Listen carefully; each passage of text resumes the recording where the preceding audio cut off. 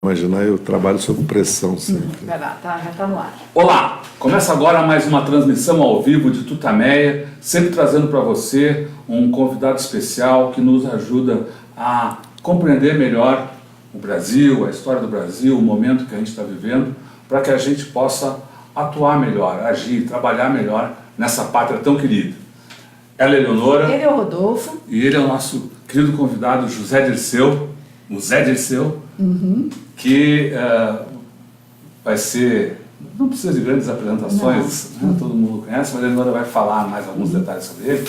Antes, porém, eu queria te convidar para levar mais longe esse debate, essas reflexões, esses pensamentos, essa história do Brasil que vai passar hoje nessa entrevista.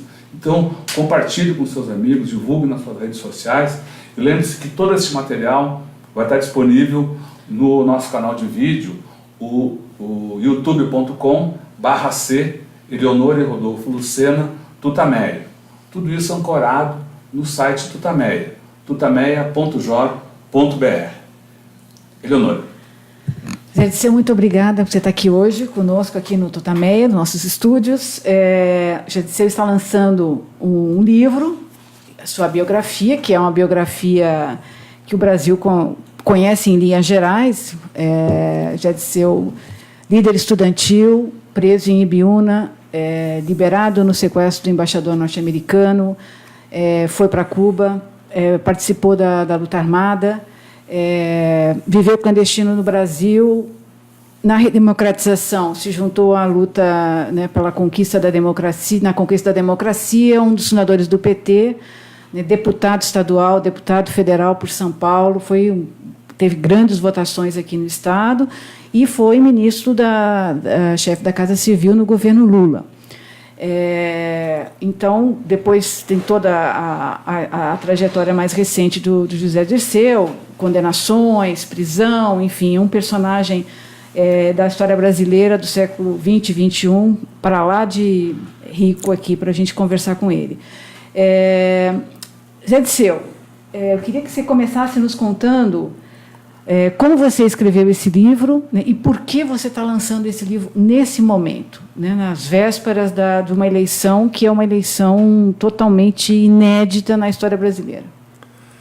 Eu escrevi para minha filha, para Maria Antônia, simbolizando, representando as novas gerações, para que minha filha e as novas gerações conhecessem, por mim,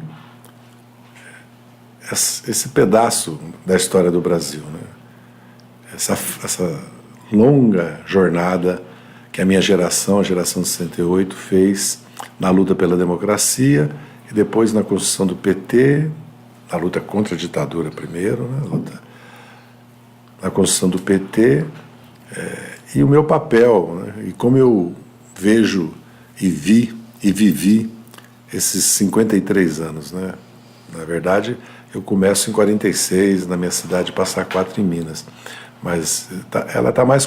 Tem a parte da minha juventude, fazendo curso científico em São Paulo, trabalhando desde office boy até assessor jurídico, passei por muitas profissões, almoxarifado, arquivista, relações públicas, contador, né? Depois a fase da luta armada, da clandestinidade, fui do Partidão, fui da dissidência do Partidão, mas eu quis também parar em 2006, 2007, porque tem eleição esse ano, viu, Leonora? Pois é. A razão foi essa. Fui até proposto por uma das editoras que eu escrevesse até 14, mas eu não quero por causa da eleição, porque se eu fizer o balanço da eleição de 2010, do primeiro governo da presidente Dilma, do segundo, acho que seria inevitável que isso misturasse com o debate eleitoral, né? Agora, eu estou lançando porque o tempo, para mim, é curto, né? O meu tempo depende do judiciário, né? Eu estou em liberdade com a decisão da segunda turma do Supremo, mas eu tenho processos na segunda instância e tenho o primeiro processo meu na terceira, né? Então também eu quero... E também porque o momento acho que é adequado para esse debate que eu estou fazendo, né? Acho que eu ajudo o país, quero ajudar não só o meu partido, o PT, mas o país também a pensar o que aconteceu no Brasil, o que foi esse golpe parlamentar judicial, os impasses que o país vive, os riscos que o país corre, porque eu acho que o país está muito tensionado, está se introduzindo no país um ódio, uma violência. É muito difícil, certo? O país precisa de encontrar alguma forma de consenso, certo? Para retomar uma senda, retomar um caminho, certo? Que é o caminho do desenvolvimento nacional, da soberania, do desenvolvimento com inclusão, da diminuição da própria violência, da pobreza, da desigualdade.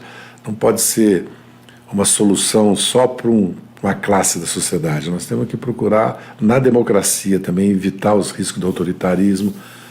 E, ao mesmo tempo, também, eu sempre faço um chamamento à resistência, à luta, ao combate, porque eu não acredito em mudança sem luta social. Inclusive a lei, quem faz a lei, né? Nós sabemos pela história, as boas e as más, as de direita, as de esquerda, as progressistas, as conservadoras, é a luta, é a disputa política, né? É o conflito de interesse na sociedade. O que nós precisamos é evitar que ele transborde para a violência e transborde para o autoritarismo, que ele se mantenha dentro da democracia, né? Então eu quero dar uma contribuição também para o debate de reformas estruturais no Brasil, porque eu não acredito que possa haver solução para o país, certo? Apenas pelo ajuste fiscal, pela austeridade. Acho que a Europa já provou isso. Acho que nós precisamos repensar a distribuição da propriedade, da riqueza e da renda no Brasil, de preferência, certo? Numa maioria constitucional, certo? De preferência e necessariamente, certo? Buscando isso por meios democráticos. Mas o país não superará essa crise sem enfrentar o problema fiscal no sentido da reforma tributária. Não é só do ajuste fiscal ou de evitar que a dívida pública exploda. E o país também não se resolverá se não enfrentar o problema do papel do sistema bancário financeiro, da concentração bancária, da acumulação da renda nacional cada vez maior na mão do sistema financeiro, em prejuízo das famílias, das empresas e dos cidadãos. O problema do juro no Brasil é muito grave. E a estrutura do Estado, a estrutura política brasileira, nós precisamos repensar nossa democracia. Nós não podemos continuar com esse sistema político eleitoral. E eu sou o primeiro, porque eu fui vítima desse próprio sistema político eleitoral, né? Sou o primeiro a lutar por isso. Então eu quero dar essa contribuição, acho que eu posso dar, não porque eu seja melhor que qualquer um, é porque eu sou sobrevivente e vivi muitas experiências, muitas fases, muitas lutas, muitos momentos. Acho que eu tenho que relatar isso, contar, tirar conclusões, fazer análises para tentar ajudar esse debate, certo? E a eleição é o melhor momento desse debate. Espero que ele não seja uma eleição sem um aprofundamento da discussão dos problemas do país e dos caminhos das soluções. Apesar de o seu livro parar antes dos governos Dilma, ao longo do livro o senhor expõe lutas internas do PT, problemas, divergências. Isso também não é passível de ser usado por adversários do PT nessa campanha eleitoral? Mas o PT sempre viveu à luz do sol, né? Sempre viveu exposto à opinião pública, porque, na verdade, o PT nunca colocou restrições ao acesso das suas assembleias, encontros, das suas reuniões de diretório, certo? Sempre. E o debate no PT, inevitavelmente, é público, porque as lideranças, os parlamentares, os prefeitos, os governadores, as correntes internas do PT, os militantes, acabam expondo os seus pontos de vista. É pública as publicações do PT, e também porque é muito importante que nós tenhamos acesso aos meios de comunicação para expor nossos pontos de vista. Acho que isso nunca foi... O problema do PT nunca foi a pluralidade, a divergência, o debate, as correntes. Não?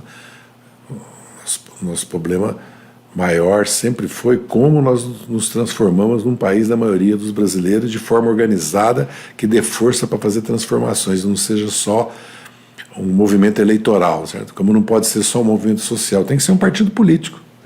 Nesse aspecto, o PT não ficou nesse processo de estar no governo. Tem muita gente que diz que o fato de estar no governo burocratizou o PT, engessou o PT, afastou o PT das bases, dos movimentos sociais, quer dizer, transformou o PT num partido de uma dinâmica parlamentar, prioritariamente, e isso fez com que não houvesse uma resistência maior ao golpe de 2016. Você concorda com essa análise? Concordo. Os partidos social-democratas, os socialistas, né? O PT é um partido socialista de esquerda, né? Ou, assim, vamos dizer, um partido de reformista revolucionário, né? Sempre foi o objetivo dele.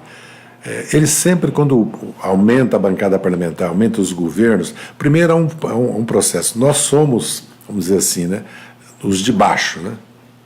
Nós somos os dominados. O acesso à educação, nós não somos a elite do país, nós formamos uma elite de certa maneira. Quer dizer, o acesso à gestão do governo, ao parlamento, certo? Isso nós fomos conquistando em 20, 30 anos, formando milhares, dezenas de milhares de quadros, formando políticas públicas, formando programas e governando e exercendo o mandato. Então absorveu uma parte grande dos quadros do PT que se dedicavam à luta social, né?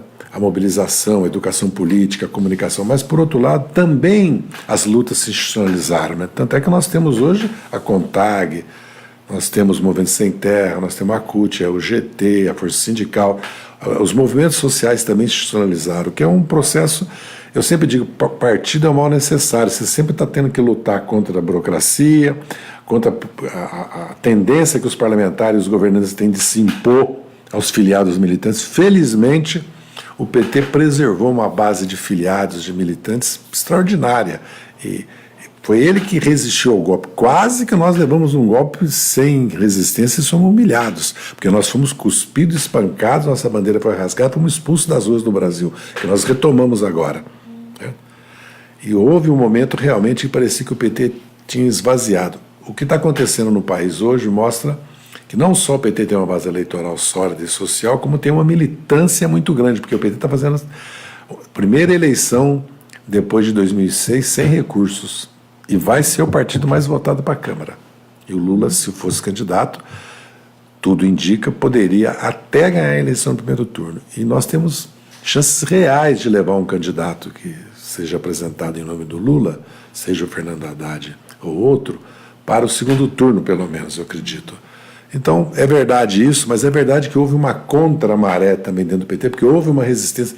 Muitos setores se afastaram do PT por isso, e também pelos erros do PT.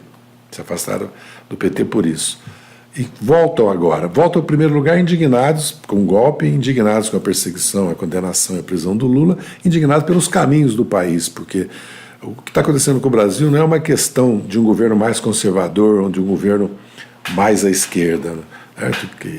Como acontece na maioria dos países. Está acontecendo uma tentativa e uma marcha acelerada para desmontar o Pacto Social de 88, o Estado de Bem-Estar Social, porque, comparado com os outros países da América Latina, o Brasil tem um Estado de Bem-Estar Social, porque não é pouca coisa a Previdência do INSS, não é pouca coisa o SUS, não é pouca coisa a educação pública gratuita do ensino fundamental, médio, parte, não é pouca coisa a pesquisa científico-técnica, não é pouca coisa a LOAS, a Lei Orgânica de Assistência Social, do idoso, né, da pessoa com necessidade especial, e não é pouca coisa o seguro-desemprego, o FAT, o financiamento da habitação popular, quer dizer, o Bolsa Família. O país tem, né, deveria ter muito mais na área de saneamento, muito mais e a educação, nós sabemos, há muitas deficiências, mas é fantástico, porque se expor o que o SUS faz por dia no país e comparar com qualquer país, não no nível nosso, que nós somos um país industrializado, desenvolvido, temos um potencial, um território, recursos naturais,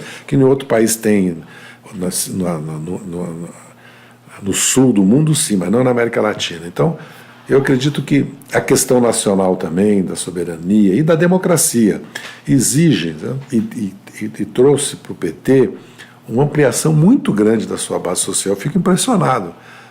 Como eu encontro em todo o país, que eu comecei a viajar depois de 5 anos pelo país de novo, eu fiz uma viagem de carro, faço questão de ir de carro, parando, conversando, encontrando amigos, petistas, fazendo plenárias, reuniões, falando em rádios. Eu fui em muitas cidades da Bahia, fui agora a Tocantins, fui ao Pará. É uma coisa real. O que está acontecendo com o voto que tem no Lula não é só no Nordeste, porque de qualquer maneira o Lula tem a votação que ele tem no Sudeste, depois de tudo que aconteceu, é que há uma base social muito ampla. O PT precisa de uma grande reforma. Nós precisamos que o partido, após a eleição, comece um processo de exatamente ser capaz de ter um grande poder de mobilização. Porque eu só acredito em reformas no Brasil se houver muita pressão social legítima democrática. Sou totalmente contrário a qualquer método de violência, totalmente contrário a qualquer método que seja obrigar o parlamento, porque às vezes eu falo, posso ser mal entendido. Porque se ler todo o que eu falei, eu deixei claro isso, que eu quero que isso aconteça. Não quero assaltar ou botar fogo, como quase botaram no Congresso, ou quase expulsaram a Dilma do Palácio do Planalto. Eu não quero isso.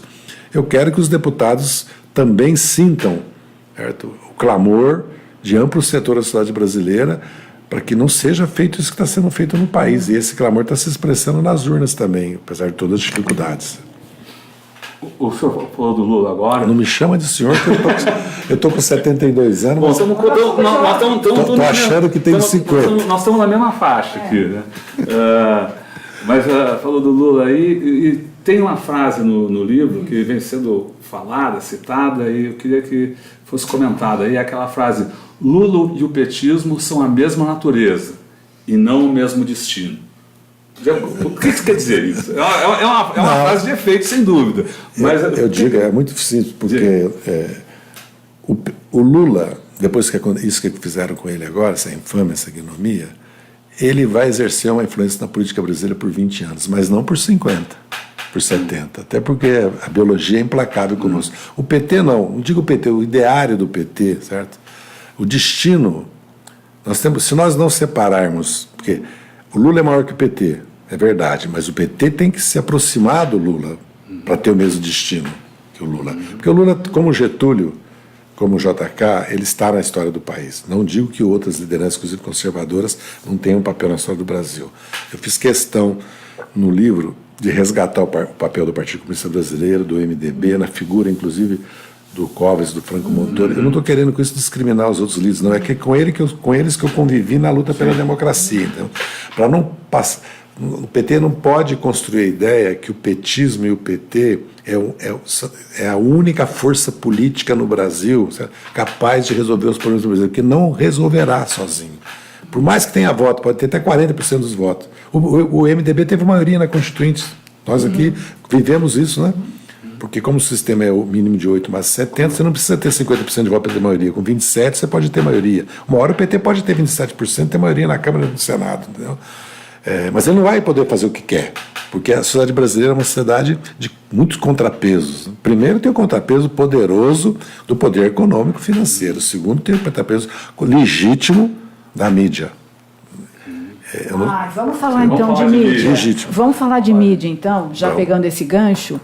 Tem uma frase atribuída a você que eu queria que você explicasse para a gente. Quando se fala, o PT não passou 12 anos, 14 anos no poder e pouco fez na questão da mídia, não criou nenhum tipo de órgão ou de nenhum tipo de rede. Muita gente lembra do Getúlio e do Samuel Weiner, Última Hora, que o PT Era excelente jornal, eu lia. Bom, mas é atribuída a você a seguinte frase: alguém chegou para você no Palácio do Planalto e disse: olha, a gente precisa criar uma mídia nossa, uma mídia de esquerda. E você teria dito: olha, não precisa porque a gente tem a Globo do nosso lado. Isso aconteceu assim? Vocês acreditavam que a Globo era uma aliada? O que aconteceu que o PT nada fez nessa área? E o que esse diálogo ocorreu dessa forma? Não ocorreu esse diálogo. Eu sempre digo, no caso do Requião, certo, eu dou uma boiada para não entrar na briga com ele, certo? Porque... Primeiro que, pela própria relação que eu tive sempre com a Rede Globo, eu jamais falaria uma coisa dessa, entendeu? Porque eu sempre tive em disputa toda a minha vida política. Foi uma luta, de certa forma, contra a linha editorial, né, e contra a própria atuação política da Rede Globo, e no caso aí do patriarca, o fundador da Globo, o Roberto Marinho. Em segundo lugar, o governo fez muito, sim. Porque fez muito, sim? Os governos dependem de circunstâncias, certo? Nomeação de ministro supremo, destinação de recursos para a mídia, não é feita por vontade do presidente ou do partido do presidente. Os contrapesos, a influência dos deputados, governadores, do próprio STJ, do próprio Supremo, da própria mídia, certo? É muito grande. O governo tem que ter força política e social para fazê-lo. Mas, por exemplo, o Lula, todos se lembram, até porque teve editorial dos jornais criticando, redistribuiu os recursos para os jornais no interior. Certo? A SECOM fez um novo critério de distribuição, que não era o critério anterior que favorecia... Com o Franklin Martins. O Franklin Martins apresentou, inclusive, no final, um projeto. Houve uma tentativa, no meu entendimento, pessimamente encaminhado, do Conselho Federal de Jornalista e da Ancinave, né? Acho que era isso o nome, de uma agência de regulação do meio audiovisual, né? Que foi atravessado. Pega meu chá para mim. Não passou pela Casa Civil, que é inadmissível, até é contra a lei, porque como o Frenagem aprovou no Congresso, se não me engano, o Couto levou para o Lula considerou que, lógico que isso, como tudo que o Lula, que nós enviamos para o Congresso, passou pelo Conselho de Desenvolvimento Econômico e Social, os setores eram chamados para discutir, empresários, trabalhadores, ou representações da sociedade, né? OAB, CNBB, entidades, centrais sindicais. Isso não, isso foi direto. E nós recuamos na hora errada, porque a Ancinave dividiu pelo meio a classe artística, intelectual. Não era verdade que era mais... Porque como, acho que foi o Cacá Diegues que se opôs e parecia uma avalanche, não era. Depois foi decantando, foi vendo que não era, certo? Mas o PT errou na questão da mídia, você acha? O PT errou na questão da mídia, mas também vamos estabelecer que não se aceita, por exemplo, não se aceita... Muitos países têm uma discriminação positiva para a mídia étnica, de gênero, de minorias e para a mídia que descentraliza a informação. Porque nós temos que... não dá para pensar num poder que não existe um parlamento, que não existe separação dos poderes e que não existe a liberdade de informação. Não é liberdade de imprensa, de informação. Porque o que nós estamos assistindo no Brasil hoje é um misto de controle da informação que virou formação. Porque eu sempre digo, era quase uma pena gravada assistir o Boechat e o Bonner, porque eles não dão a notícia, eles dão uma opinião sobre a notícia. Então eu não pedi opinião para ele, eu quero que eles me dêem mais de uma opinião sobre um fato e eu tiro as minhas conclusões. Lógico que ele tem o direito de fazer editorial, tem direito... Agora, se não há o contraditório, certo? Se não há pluralismo, se não há diversidade, como aconteceu com a Veja, por exemplo, que foi se perdendo, inclusive, nisso, certo? Se você não tem o pluralismo e a diversidade, o monopólio, certo? Ele passa a ser danoso para a sociedade. Para a sociedade, não é para o PT, não, porque o PT se defende. Tanto é que o PT está forte, está sólido, ele sabe se defender. Então nós temos que encontrar meios no Brasil, e eu prefiro que esse encontro também seja... numa pactuação, num consenso, e não numa imposição, certo? Como agora nós temos as redes e a crise é grande, né, da mídia, né? E porque não há reserva de mercado como há para rádio, televisão e jornais. Nas redes, o Facebook está aí, e agora começa a aparecer, cada semana, um vendendo por R$9, entendeu? Vai ser uma avalanche, por exemplo. A minha filha não sabe o que é SBT, Record e Globo. Para ela, isso aí. Ela vê a avó dela assistindo, porque nós assistimos muito Netflix e eu, como... O Jornal Nacional, na verdade, não me traz nenhuma notícia, raramente traz uma notícia. E mesmo os jornais impressos, no fundo, eles estão cada vez mais jornais de opinião, de articulista, de editoriais e de reportagens. As revistas, aliás, se transformaram nisso. Então, há uma mudança grande, nós temos que encontrar um meio de fortalecer o acesso ao meio de comunicação ao maior número de agentes possível, de atores possível no Brasil, porque realmente há uma concentração no país. Certo? E, por exemplo, o que aconteceu agora com a eleição? Diminuíram o tempo da televisão, do horário eleitoral, diminuíram os dias. As televisões dobraram o tempo dela, então elas vão formar opinião, elas que vão fazer a eleição. Como está proibido fazer campanha praticamente, foi proibido o crowdfunding, aquilo para não funcionar, restou os 10% da receita bruta agora em pessoa física, que tudo é complicado, todo mundo tem medo do imposto de renda, do Tribunal de Contas, porque no caso das minhas doações, que eram 4.000 doações, a média era baixíssima, porque 10, 15 deram R$2.000, 5, eu respondi um inquérito, uma investigação, tive que depor, teve cenas ridículas. do delegado perguntar, mas você, como é que você doa 40 mil reais? Eu doei porque ele é meu genro. A outra fala, eu doei porque ele é meu marido, entendeu? Aquelas coisas. Chamaram um amigo meu de 53 anos para depor, ele falou, mas eu conheci ele há 53 anos, estudou comigo, trabalhou comigo, vivi a vida toda longe dele, mas sempre com ele, eu resolvi doar. O delegado foi constrangido, inclusive, porque ele levou todo, como ele foi fiscal da Receita, aposentado, professor de direito tributário, doutor, tudo, até o Mangabeira Unga, que fez o prefácio do livro da tese dele, ele levou. Então eu digo o seguinte, é preciso sim uma reforma também dos meios de comunicação. Não pode ser entendido como censura ou tentativa de controlar. Não é mídia estatal. Deve ter uma mídia pública. Deve ter. Precisa de mais recursos e precisa de competência. Né? Porque... E partidário? O PT deveria ter um jornal nacional? Ou... Jornal nacional não digo, porque eu acho que hoje com as redes você pode se comunicar com a sociedade sem ter um jornal impresso nacional. Certo? Você pode ter um canal de televisão, porque isso aqui é um canal que nós estamos fazendo aqui. Então, acho que o PT tem que investir cada vez mais nisso. Agora, existem milhares de petistas fazendo isso. O PT não pode reclamar muito nesse sentido, que a web, a internet, as redes deram ao PT também um poder grande. Eu mesmo, o meu livro, é tudo feito pelas redes, inclusive a organização de tudo. O custo, a produtividade disso é uma coisa fantástica. Então, acho que nós cometemos erros em muitos momentos, certo? Porque não fomos capazes de tensionar. No caso da Ancilab e no caso do projeto do Frank. Nós sabemos que a presidente não quis fazê-lo, tá? E nós sabemos que o Lula sempre resistiu também. Isso é público, entendeu? Agora, eles sabem onde o calo dele aperta. Porque eu sempre digo, eu convivi com o Lula há 30 meses, depois continuei convivendo, mas já fora do governo. Pode ter presidente... Mas o Lula foi um presidente especial. E nesse sentido, as frentes que se abriram contra nós, ou que nós tínhamos de problemas para resolver, eram uma avalanche em cima de nós. Imagina, nós estamos governando pela primeira vez no Brasil, nós nunca governamos.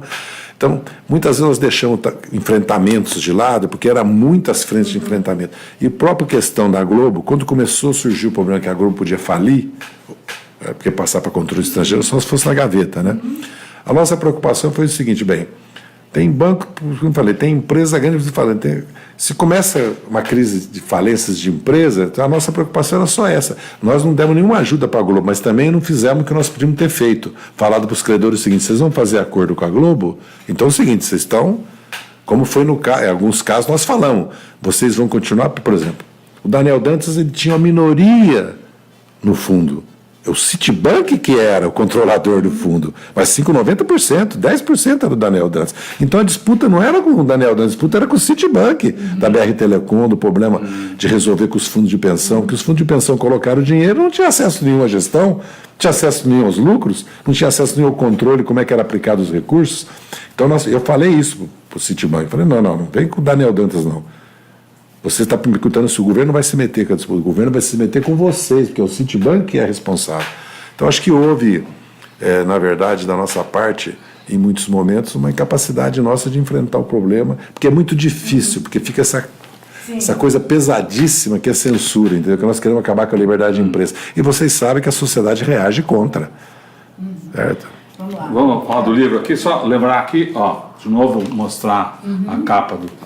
O primeiro volume das memórias está sendo lançado, está chegando, por esses dias está chegando às livrarias em São Paulo e no Rio, nos próximos dias chega em outras praças, né? Então o pessoal está perguntando aí como encontrar o livro. Bom, mais uma frase aí, você falou, o PT sabe se defender.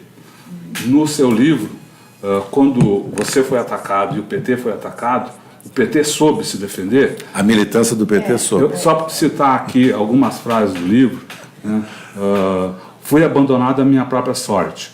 Houve linchamento, houve pré-julgamento e praticamente novo banimento da vida política. Membros do PT na CPI estavam numa posição vergonhosa e totalmente defensiva. O ambiente era frio, hostil, sufocante, mesmo na bancada do PT. Eu vou dar um exemplo. A esquerda passou a me tratar sem a presunção da inocência. A esquerda do PT, é verdade, inclusive porque tentaram pedir minha expulsão 4, 5 vezes no dia. Eu fui à reunião de diretório... O que explica essa hostilidade toda que você relata, que a gente viu, foi expulso, foi público, né? Por que você foi considerado uma pessoa tão execrada na esquerda, considerado uma pessoa que botou a esquerda no meio da corrupção, destruiu o PT, houve racha dentro do PT. Como é que isso ganhou esse tamanho? Pelo papel que eu exerci na direção da construção do PT, na esquerda, e também no governo, porque eu representava o PT no governo. Agora, ninguém se interessou em ler o processo e a denúncia do Ministério Público. E vim perguntar para mim, falar, você tem o direito de se defender. Porque, vamos lembrar, deputado licenciado, o Supremo não autorizava processo por quebra de decoro, porque ele estava licenciado. No meu caso, o Supremo mudou a jurisprudência por 7-4. Processo que o partido retira de pedir cassação era arquivado. No meu caso, foi retirado. O presidente do PTB, o irmão do José Carlos Martinez, ele retirou.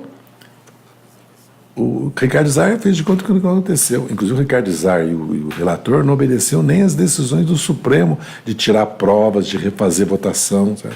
Eu fui cassado, uma cassação política, não havia nada. E o Supremo me condenou. Agora, o PT não me deu, não a militância do PT. Quem me sustentou, muitos parlamentares, muitos dirigentes do PT, os ministros foram aos atos, até o Zé Alencar foi junto com os ministros no ato que eu fiz em Brasília, entendeu? Os governadores do PT me recebiam entre 2007 e 2012 até eu ser condenado e depois foram solidários comigo.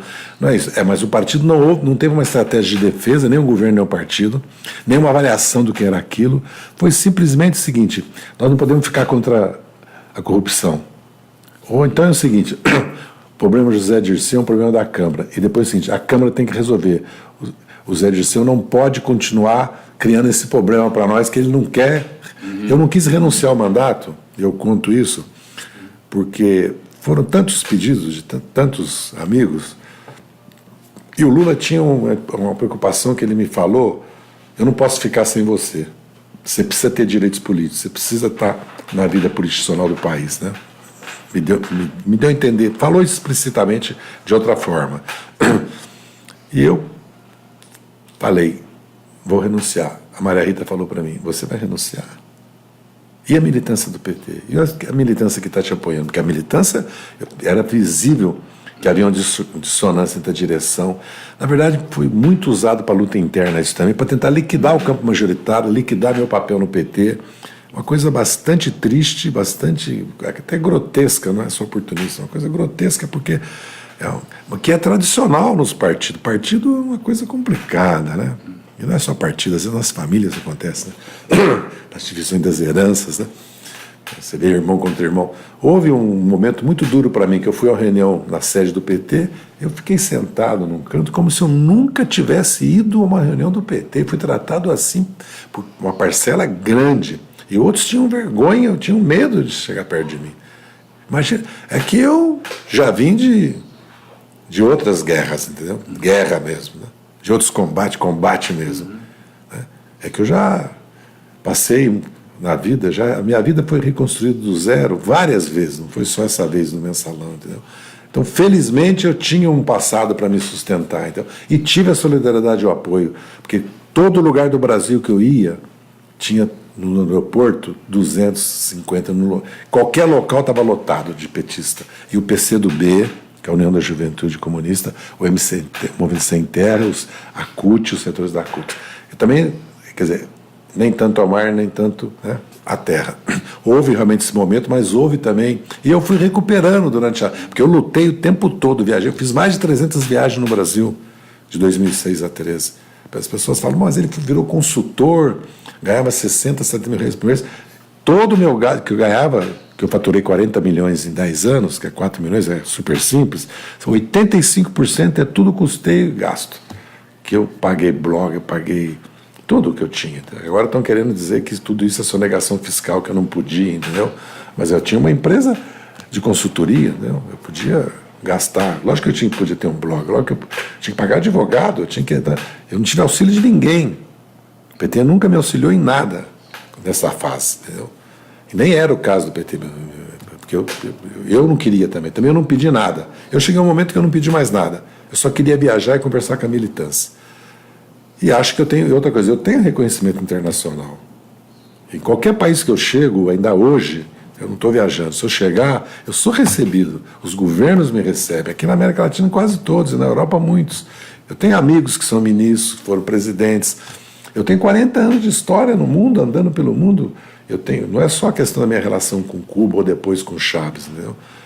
Então eu tive sustentação nesse sentido para me defender. Mas realmente foi uma coisa muito triste para mim, muito dolorosa para mim, porque o PT é minha vida. Eu dei a minha vida para o PT e não me arrependo. Cara. E eu, na verdade, eu chorei porque me passou pela cabeça no momento que ficou claro que eu ia ser demitido. Eu já tinha me decidido com o Genuíno que eu tinha que me retirar do governo, até para mim poder me defender, mas aquilo que eu falo, mas a forma que foi feito, entendeu? Eu chorei porque passou pela minha cabeça o seguinte: para que tantos companheiros morreram, tanta luta nós fizemos e para chegar agora essa cena aqui, esse espetáculo aqui, entendeu? Deprimente, entendeu? Depois eu me levantei a cabeça, me levantei e lutei. É porque as pessoas, às vezes, certo, se abatem de uma maneira com esses casos, depois não se levantam. Mas eu, felizmente, no centro que eu encontrei forças, talvez porque eu falei, eu saio do governo, mas o governo não sai de mim. E não saiu. Eu sempre continuei defendendo o governo, lutando. Certo? Eu parei depois de 2011, pelas características, circunstâncias do governo da presidente Dilma, eu parei. Certo? Fui mais para a luta política mesmo, para a minha vida profissional. Entendeu? Mas até 2011 eu continuei querendo muito ajudar o governo atuando e sempre defendi. Da minha boca, você pode ver, nunca houve. Inclusive, eu me recusei a fazer a biografia agora até 14 para não dar o pretexto para ser usado isso contra a presidenta Dilma, contra o próprio Lula e o PT. Quando eu li esse pedaço do posicionamento do PT nesse período, fiquei pensando se isso aí, esse foi exatamente o embrião do que viria o período que houve o embrião do que viria a ser o golpe em 2016. Lendo sobre a atuação do PT nesse período, fiquei pensando, parece que foi o que deu o tom na atuação do PT ao longo de todo o processo pré-impeachment. Uma defesa sem defender.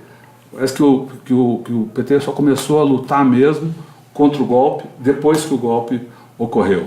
Não, porque se nós partir do princípio que a luta era contra a corrupção, como o Jânio disse que ia fazer, como o Collor disse que ia fazer, como os militares deram o golpe contra a corrupção. Uma coisa é o problema gravíssimo da corrupção no Brasil, empresarial e estatal. Porque tem uma corrupção gravíssima no meio empresarial também. Não é só de Caixa 2 eleitoral, não. De sonegação. E eu agora mesmo estava relatando casos que eu estou vendo. Não, está tudo certo, vamos acertar, vou vender a concessão para essa multinacional, etc., 200 milhões, está tudo certo, mas o diretor fala para você, mas 20 milhões é para mim.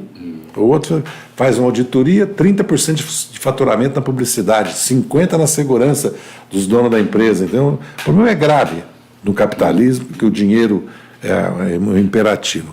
Então, não é o problema que não tem que combater a corrupção, mas evidentemente que a luta contra a corrupção foi dirigida desde o começo do governo da Dilma no sentido de deconstituir e criminalizar o PT. Porque eu pergunto para as pessoas, eu viajo pelo país, viajei muito, eu vejo um motel, eu vejo material de construção civil bem organizada num pátio, eu vejo a fazenda, eu vejo a casa do prefeito, me mostra um prefeito do PT, um vereador do PT, um deputado do PT que tem isso. Então o PT não é corrupto, nós não podemos. A responsabilidade nossa pelo Caixa 2, nossa dos dirigentes, não pode ser transferida para os filiados do PT. Eu falo, a militância do PT é generosa conosco, e o eleitor brasileiro está sendo generoso com o PT. O PT tem uma grande responsabilidade histórica agora nesse momento, porque nós não podemos cometer o mesmo erro. Nós temos que, primeiro, não é que nós não lutamos. O Lula propôs uma reforma, o Márcio Tomás Bassi e o Tarso Genro percorreram toda a sociedade. O Henrique Fontana fez todas as concessões possíveis para tentar aprovar uma reforma. A Dilma propôs uma Constituição exclusiva. Agora, não nos atribua a responsabilidade. O país tem que fazer uma reforma político-institucional, não é só o problema eleitoral e partidário. Então, quem é que criou esses partidos todos? O Supremo. O Supremo que acabou com a cláusula de barreira, o Supremo que acabou com os 5% do fundo partidário e do tempo para todos os partidos, depois 33%. O Supremo que acabou com a fidelidade partidária. Não, se mudar de partido pode, se está perseguido pode, se mudou de programa pode, depois, se o partido autoriza, ó, aí eu posso sair do partido. Acabou com a fidelidade. Então tem que ter fidelidade total. Tem que ter cláusula de barreira, tem que acabar com votação proporcional e tem que acabar com o voto no nominal, porque cada candidato é uma campanha, gente, é dinheiro puro. Sabe o que está acontecendo no Brasil todo agora? R$100 a compra de voto. Está se comprando voto no país inteiro. Sabe por quê? De onde vem esse dinheiro? Tráfico. Não. Pode, o tráfico é mais as milícias. Eu nunca, quer dizer, pelo menos no sistema penitenciário, eu nunca vi o Mas de onde veio o dinheiro, então? Do empresário? Das emendas parlamentares são impositivas e obrigatórias agora, entendeu? Os prefeitos todos recebem recursos dos parlamentares, entendeu? Tem que fazer campanha para o deputado. Não para todos os deputados, que uma parcela grande não faz uso disso, mas é um problema grave isso, por exemplo, tem que olhar, a Justiça Eleitoral tem que olhar para isso. Compra de votos está rolando... As emendas parlamentares são uma moeda de troca, isso. Isso. Eu, lendo o seu livro, você é muito rico no debate ou na exposição das entranhas ali da discussão parlamentar, intestina do governo. Agora, não vi uma análise quando vi uma discussão sobre as razões, os interesses externos no golpe. Você chega a falar no final que a gente subestimou, que não ficamos preparados para a guerra, que era uma guerra que estava rolando, mas não falta ao PT essa compreensão, essa visão, se é certa ou errada, é isso que eu queria ouvir de você, sobre interesses externos, pré-sal, Estados Unidos. Esse foi um golpe de, em alguma parcela, tramado pelos Estados Unidos, e vocês não perceberam isso? Foi, porque continua. Você não põe isso no livro? Não, porque eu vou fazer no segundo volume. Porque é evidente que essa questão do pré-sal é muito grave, porque é uma riqueza da nação, e não será mais da nação, será mínima, ínfima, como era na Venezuela antes do Chávez. Mínima. A renda nacional do petróleo é fundamental. Os Emirates, Dubai, Catar, não é o que é, Bahrein, eles não são o que eles são, porque a renda do petróleo é deles. Agora, eles não têm as forças armadas que eles têm, última geração, quase como Israel, porque eles têm. O Brasil perdeu isso, como está perdendo a soberania na pesquisa científica e tecnológica, porque o que está se fazendo com a pesquisa científica e tecnológica é o maior crime, porque são gerações e gerações que construíram isso para o país. Sabe? E a questão de Alcântara é muito séria, porque o Brasil, um país continental como o Brasil, só pode se defender com míssil, porque ninguém vai invadir o Brasil. Porque se invadir o Brasil, morre aqui. Se morreu no Vietnã, imagina se não resolve o Afeganistão até hoje, se não resolve a Síria, porque quando tem um outro exército apoiando, não tem como os russos entraram, e o Irã entrou, empatou. Na Líbia não aconteceu isso, no Iraque não aconteceu pelas circunstâncias. Então, o país precisa de uma forças armadas de novo tipo, né? Como tem já uma nova doutrina de defesa nacional que foi construída no governo do Lula. Eu sinto as forças armadas escorregando pró-norte-americana, escorregando pró-Lava Jato, escorregando pró essa coalizão de direita. Eu sinto isso, e aliás, um manifesto deles, no sentido metafórico da palavra, certo? Do comandante falar que está falando público interno, mas deixar claro que não pode dar habeas corpus para o Lula, e do Estado-Maior assistir, publicar aquela foto, eles estavam festejando, estavam quase gargalhadas, entendeu? Se olhar a foto com uma lupa, entendeu? E ali estava todo o Estado, todos os generais do Exército, não estava a Marinha e a Aeronáutica. E a Aeronáutica, pelo que eu me lembro, fez uma nota de outro tipo, certo? E a Marinha ficou no silêncio. Então, existe a questão da intervenção norte-americana, dos interesses estratégicos, certo? Porque o Lula deu um sentido para o Brasil, uma presença do Brasil no mundo, e deu um sentido para o desenvolvimento nacional, por mais erros que nós temos cometido. A dinâmica dele era de uma reforma estrutural no país, mais cedo ou mais tarde, entendeu? Porque foi criando um tipo de economia, um tipo de mercado interno, um tipo de estrutura de renda que depois não tem retrocesso, porque ganha força para se impor, entendeu? E o objetivo do golpe era tirou o Brasil... O objetivo do golpe era? Alinhar o Brasil à política dos Estados Unidos. Tem diplomacia mais pequena, certo? Mais alinhada que o Departamento de Estado, como a nossa. Nós não existimos no mundo, nem na Argentina nós existimos. Por exemplo, a Argentina está vivendo uma crise. O Brasil não vai lá discutir. Foi a 60% hoje. Não, mas o Macri, isso aí está sendo... eu leio a imprensa argentina, por dever de ofício, eu leio La Reforma, leio Clarim, leio o Universal, leio Página 12, leio o País, o The Guardian. Você tem que, uma vez por semana, você tem que parar, dar uma lida, ou procura artigos que tem. Faz tempo que o Macri está conduzindo o país para esse abismo, entendeu? E o paraíso foi até agora dos rentistas, do capital financeiro, entendeu? Do agronegócio, porque no fundo a política toda dele era tirar juros, tudo, né? E agora o país vai poder vai para uma crise social, mas os peronistas vão ganhar a eleição se tiver eleição, né? Mas é uma derrota para a direita latino-americana, aqui no Brasil, para os que falam tanto da direita latino-americana, porque eles governaram a Argentina. Comparado com o Kirchner, eles governaram melhor que eles, para o povo é isso que vai ficar. Então eu acho que eu tenho que fazer, eu estou pesquisando, agora eu posso pesquisar, posso ler, entendeu? Inclusive eu li um livro muito bom, independente se eu posso concordar ou não, que é a Anatomia de um Desastre, né, dos 3 jornalistas do Valor. O André Singer me deixou na casa agora do Breno o livro dele, eu quero ler. Estou pesquisando muito sobre o governo da Dilma, sobre a situação do país no segundo governo dela, que precisa ser bem analisado. Eu quero fazer uma análise, vou fazer uma análise do golpe também, com mais pesquisa, com mais elementos, né, como quero também mostrar o que foi minha consultoria, mostrar o que foi a minha luta na ação penal 470, o que foi o julgamento no primeiro e no segundo turno de 2012, o Aires Brito marcou meu julgamento. É uma coisa assim, é uma coisa escandalosa, né? Eu vou fazer o uso eleitoral do julgamento. Eu estou devendo realmente uma análise do golpe que seja, eu posso não conseguir fazer uma análise contento, mas que eu faça essa análise. Eu vou tentar fazer o melhor para fazer uma análise do governo da Dilma, porque eu tenho interesse, porque nós temos que aprender com nossos erros, nós não podemos repetir nossos erros. Eu tenho dito muito isso para a militância do PT e para os dirigentes, né? Na medida que me procuram, porque eu não quero ser dirigente, não quero participar de coordenação de campanha, não é evidente que eu tenho influência no PT, seria hipocrisia falar o contrário, falsa modéstia, mas eu não quero, eu não tenho poder de decisão no PT mais. Não está falando análise das razões do golpe ou das bases do golpe. E os resultados do golpe? Qual a sua avaliação do que o governo ilegítimo fez e está fazendo com o Brasil? Bem, primeiro, a elite brasileira tem que botar a mão na consciência que ela sabia que ia entregar o governo para o Michel Temer. Nós temos responsabilidade nisso. Por que a elite rompeu com o PT? Né? E eu queria te perguntar... Não há nenhuma razão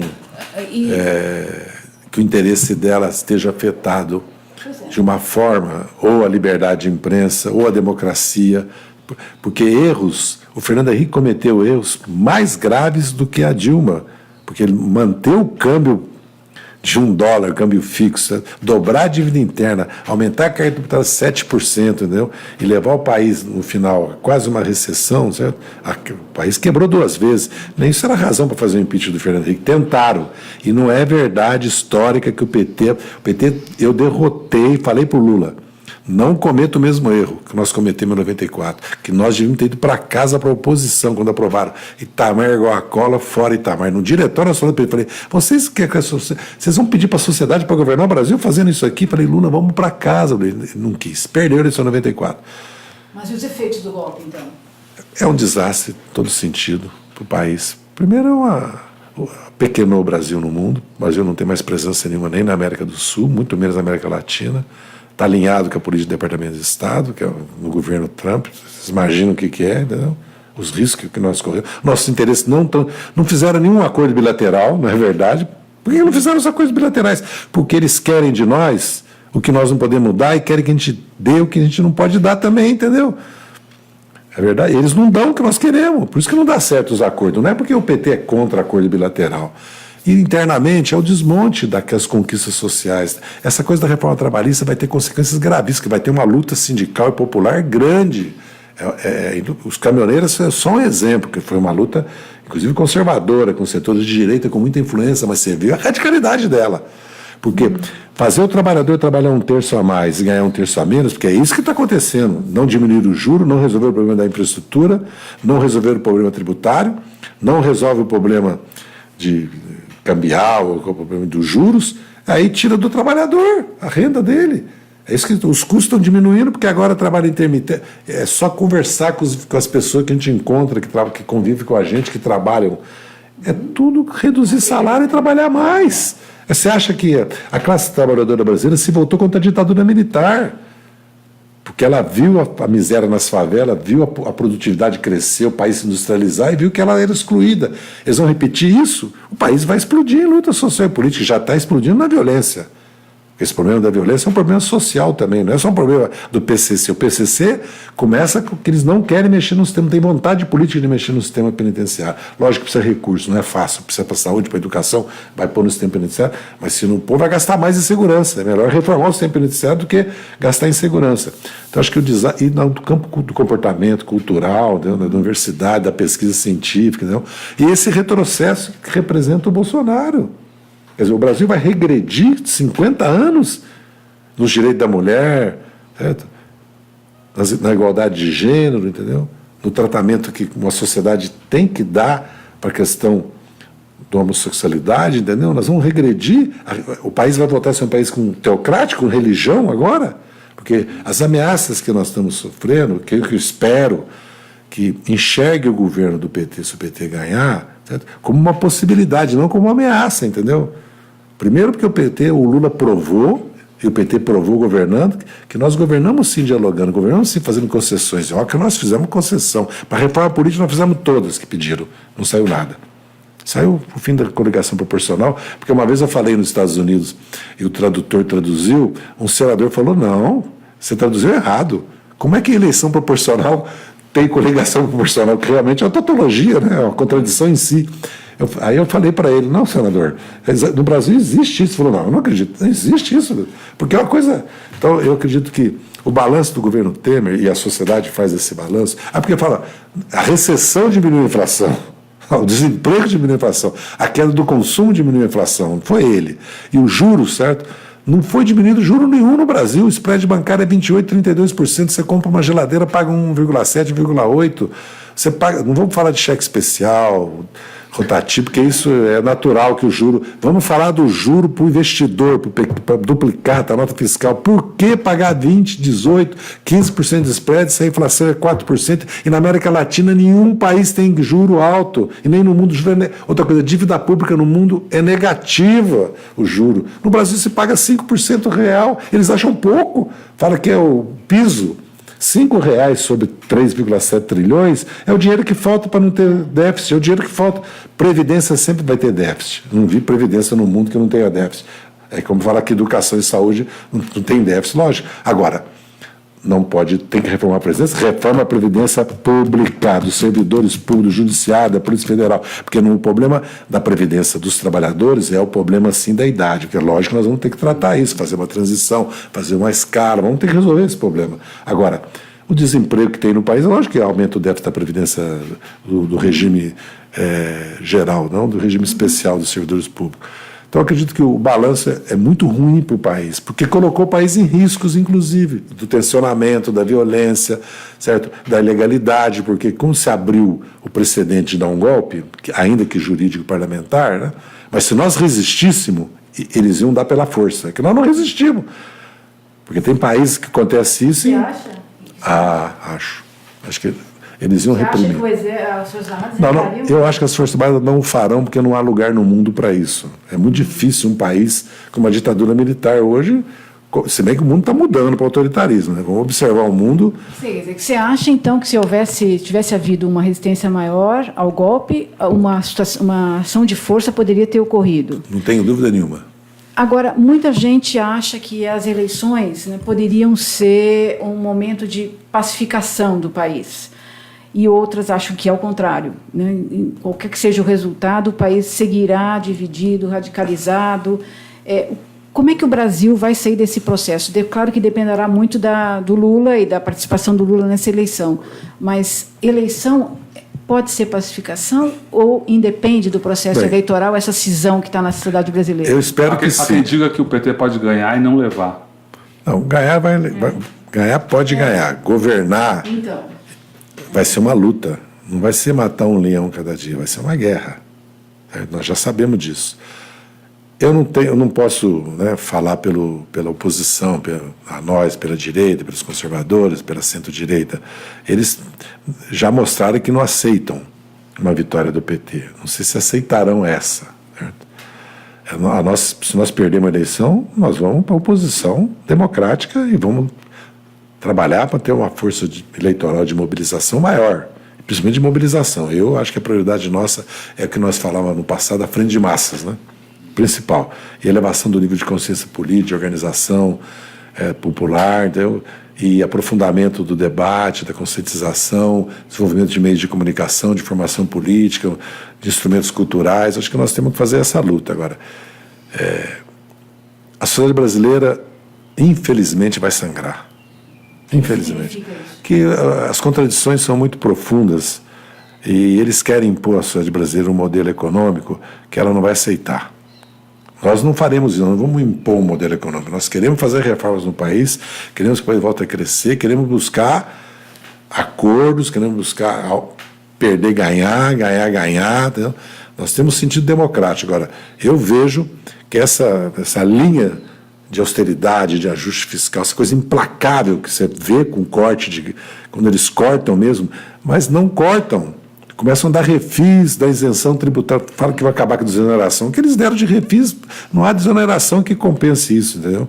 Porque é assim, ninguém quer pagar imposto de renda progressivo, ninguém quer pagar IPTU progressivo, ninguém quer pagar imposto sobre grandes fortunas, sobre herança, ninguém quer pagar, certo?